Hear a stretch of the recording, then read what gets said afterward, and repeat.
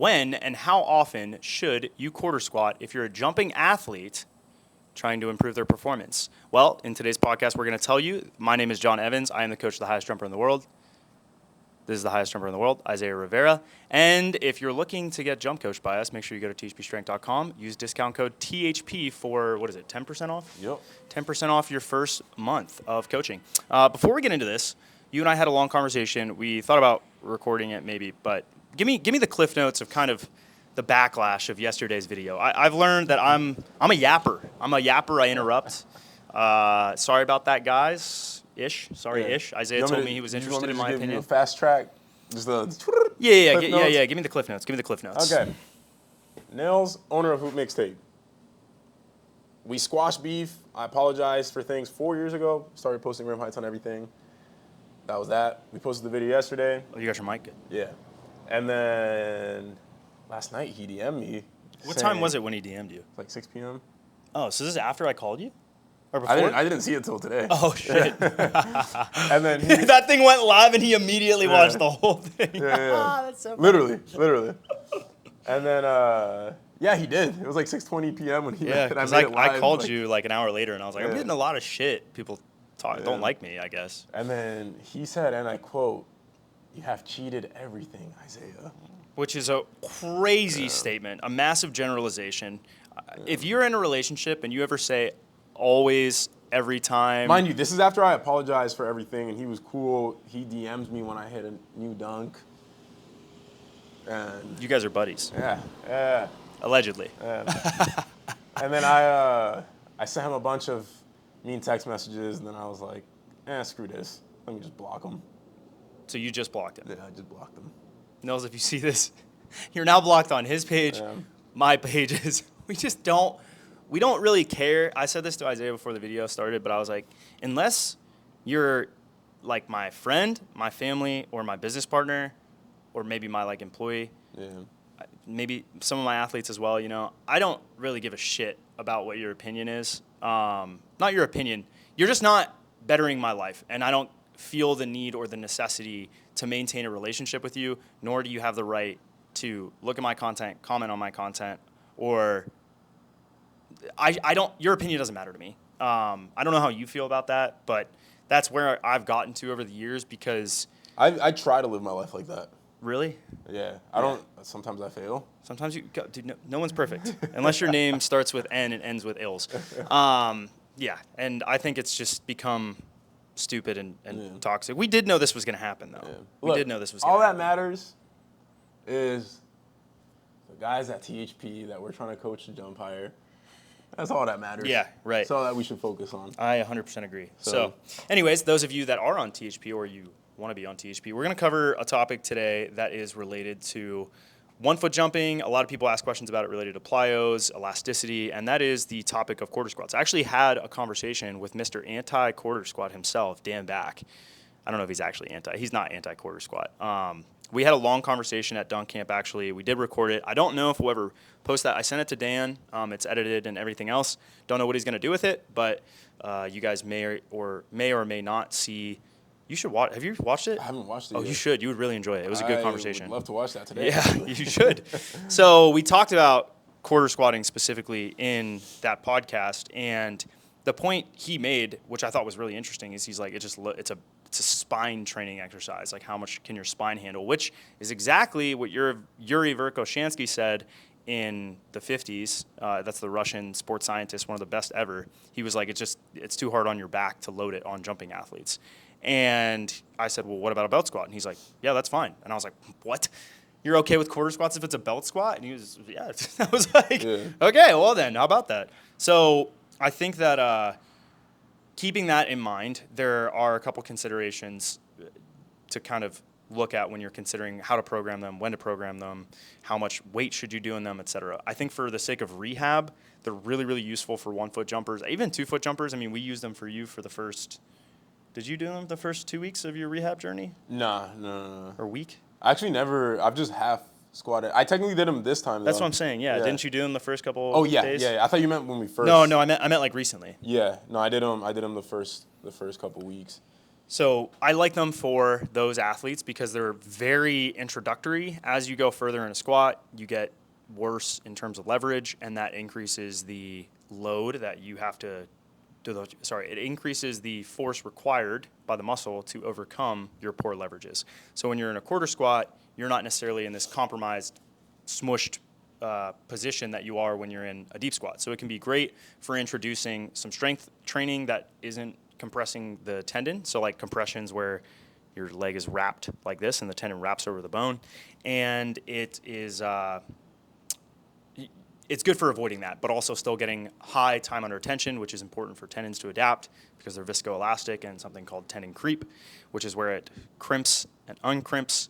And yeah, very, very useful for that. The next, I would say, application is maybe in terms of performance, and this would be guys that aren't necessarily world-class high jumpers or triple jumpers and stuff like that. So maybe if you have like a 30 to 40 inch vertical, maybe less than that. The weights aren't high enough. Yeah, like to destroy your spine.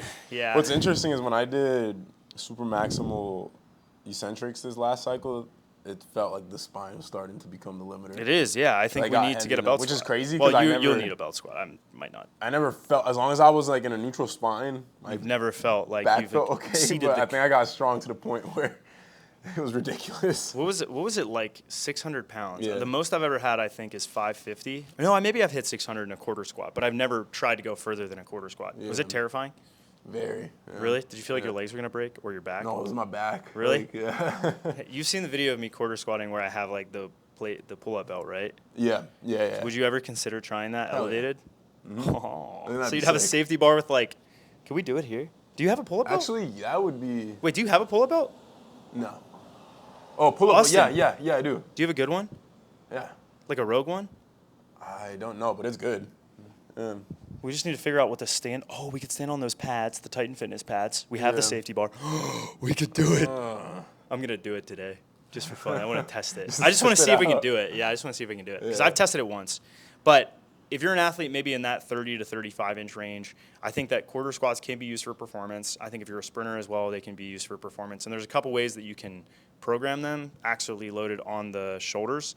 So I like to do it later in the year, usually in specific prep. I know a lot of guys have said, like Corbin DeBlois, you asked this, when do you get specific? Typically, I like to get specific in the weight room about month 3 or 4 of a 6-month macro cycle.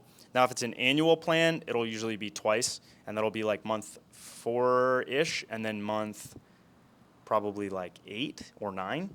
So you're kind of getting close to the competitive cycle, but if you do too much specific work too close, meaning like, I guess maybe we should explain specificity. So why are quarter squats specific is a question I'll ask you. The range of motion? Right. And also, how can we make them more or less specific for sprinting or jumping? 1 foot. Change how much weight you do. You could do high volume, slow tempo. That would be really general.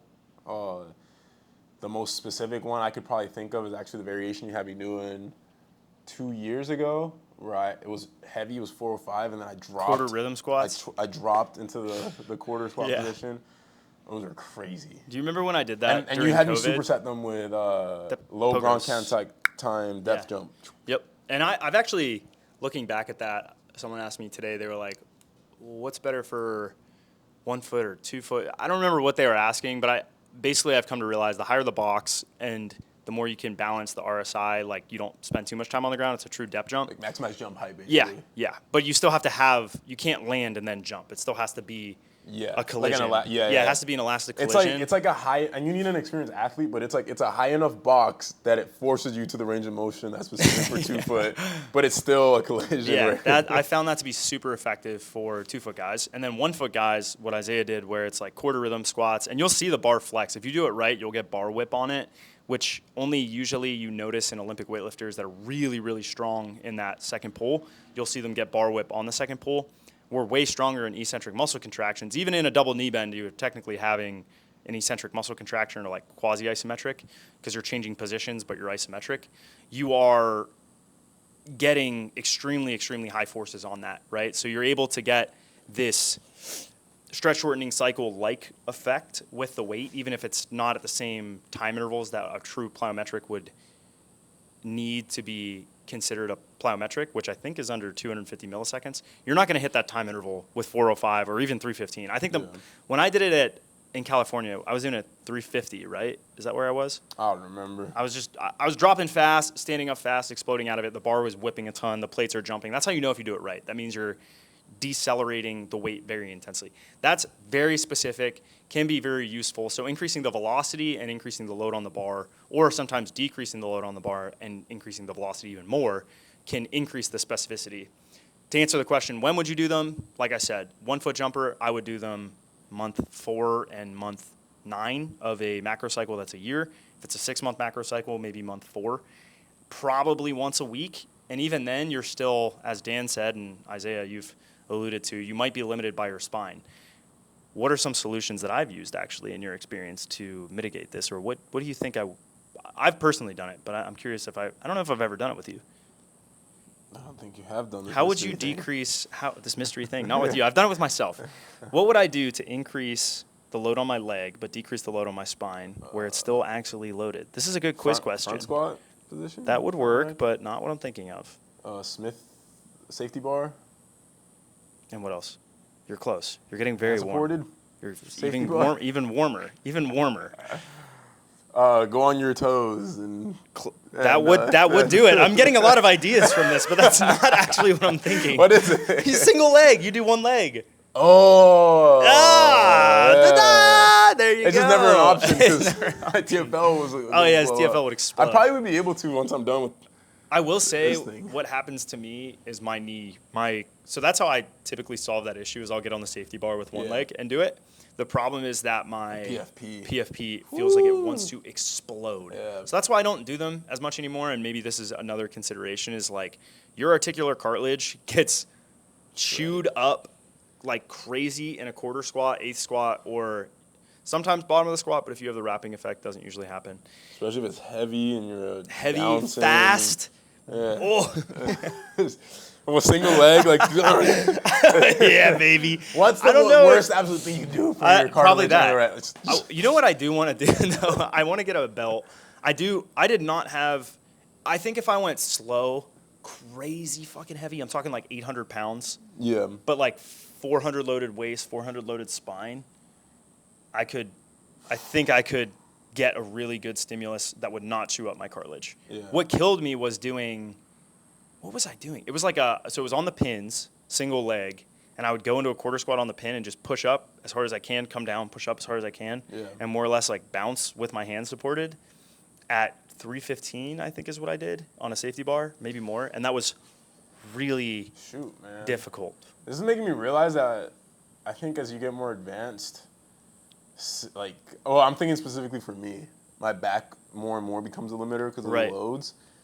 The single leg work is the answer to that. It's just being healthy enough to handle.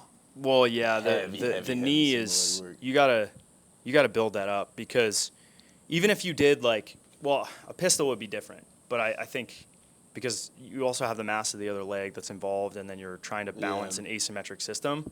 Like if you have an asymmetric system, your pelvis has to generate enough force on one side to overcome that like your body wants to rotate. That's what I'm trying to say. Right? I think Smith machine hand supported on a single leg, that would be fire. What about safety bar? That's what I mean. That's what I meant. Oh, okay. I was like, I don't know. I always called Smith bar for some reason. Smith bar. That's fine. We can rename it that. That's fine. But yeah, I think that would be really good. I do for 2 foot jumpers. I don't love to do too much of quarter squats. I've just found that they don't work super well unless you're not elastic at all. Like you have an insane deficit with elasticity. Yeah, I've just not really seen it to really carry over much. Which, at that point, you're probably not a very good athlete and could probably benefit from some strength work. Probably just doing regular strength work and jumping. Yeah, it's tough when you have an athlete that just has a huge deficit though in terms of elasticity. Running is the thing that I've seen help quite a bit. Plyos don't really seem to. It depends on how you do the plyos. Yeah. Did you watch Hideaki's video he sent? No, I didn't actually. It was really interesting. So I wrote a new cycle for one of our athletes, Hideaki. You should watch all the videos. He sent examples of all the lifts that I recently wrote for him, which is probably the most advanced cycle I've ever written. He did a lot of it really well. Anything in deep knee flexion or deeper knee flexion, he's very kind of bouncy and rhythmic. I don't know how else to explain it. He just does a really good job. But if you ask him to generate force so fast that it's like a collision like that, he kind of struggles with it, right? But if you go to like there's a video of him doing what is jumping onto a box, stepping off of it, he amortizes over a really long time. Should I show it on the screen? Yeah, you can if you want. You can show it. And So I'm showing him the amortizing over a long period of time video. you can cover my face. Oh, this is going to be too Wait, difficult. no, I got it. Here, go behind the camera, and then lightly push the focus button. Okay. You got it? Yep. It's focused. All right. So what you're going to see is him stepping off the box, and then he amortizes over a pretty long interval of time. What I'd like to see guys do is actually be really, really stiff on the ground, and quarter squats, or rhythmic quarter squats specifically, can somewhat teach this because you're forced to, there's a kind of a glare on that, you're forced to try to stop the weight as fast as possible and then push up again. So yeah, that's all really I was saying. I think that you're good now. You can come back. I'll focus it back on you. Cool. I think for that purpose, it might help. It could be useful. But yeah, that's pretty much when I would program it for 2-foot guys. Would you ever program it for a 2-foot jumper at this point? No, I think the most specific one I would do is half squatting. Yeah. What about for your block foot? Do you think it'd be useful there? Possibly, actually, potentially. Yeah. The thing is, what happens is when you do that, you can't deep squat or half squat, which limits your adaptation to the maybe ever more important plan foot. I think maybe in conjunction. This is what we'll do. We'll go half squat, 2-step. Half squat, quarter. Or no, wait, that's not even a 2-step. But you would need more heavier loading on the quarter. Or just go faster. I think if you maintained Let's get 2 your bars, deep 2 squat racks. strength, like one day, you feel a good lift with deep squats and then do quarter, Yeah. I think it could be some. French contrast. This is the perfect scenario for French contrast. By the way, French contrast, for those of you who don't know, you go heavy weight, heavy power movement, then you go lightweight, plyometric basically, right? And it's supposed to elicit a, what is that called Potentiation? again? Potentiation effect that allows you to connect the dots. I've not really seen that ever to be the case. Have you? I tried it when I was 15. Did it work? Everything worked when you were 15. Yeah. I don't really remember. I just remember trying it. I tried it. Or it might have been that I read about it, and now my memories are convoluted. Oh. All right. Anyways, I feel like it's a good place to stop. If you guys are interested in getting coached by us, go to THPstrength.com. Use discount code THP for 10% off. Like the video, comment, subscribe. If you guys have any suggestions or topics you want us to go over, please include that. And we will see you guys tomorrow.